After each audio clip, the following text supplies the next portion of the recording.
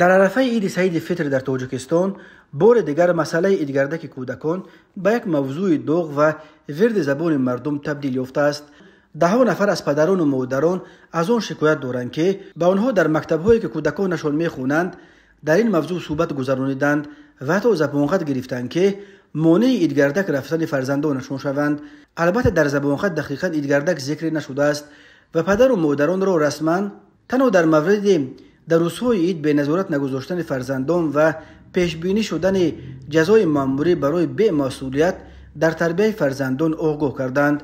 ولی والدان میگویند در صحبت‌های روبرو کارمندان مقامات از جمله کارمندان میلیسا و دادستانی آنها را فهماندند که سخن درباره پیشگیری از اشتراک کودکان در ایدگردک می‌رود. وزارت معارف و علم تاجیکستان رسما خبر داد که عید رمضان در کشور روز عید رسمی است و به این دلیل همه مکتب‌ها روز 2 اپریل به دلیل عید تعطیل می‌شوند.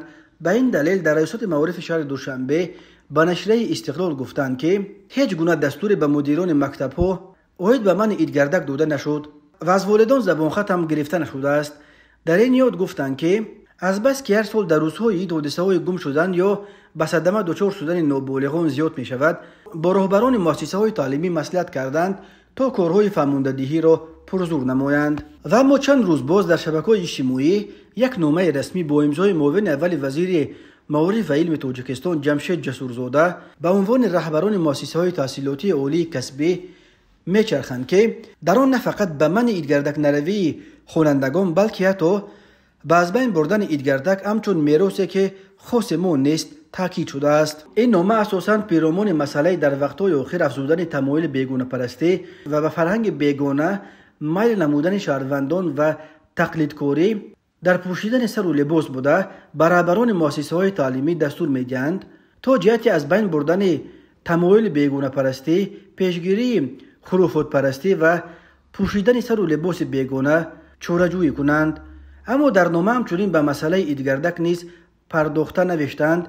این چنین کارمندان و آموزگاران مؤسسه‌های تعلیمی وظیفه‌دار کرده شوند که جهت پیشگیری و از بین بردن مراسم یا عنعنه ایدگردک که در روزهای عیدهای قربان و رمضان از جانب کلانسالان و کودکان خانواده و همسایه‌ها دایر می‌گردد و خاص ما نیست تدبیرها اندیشند.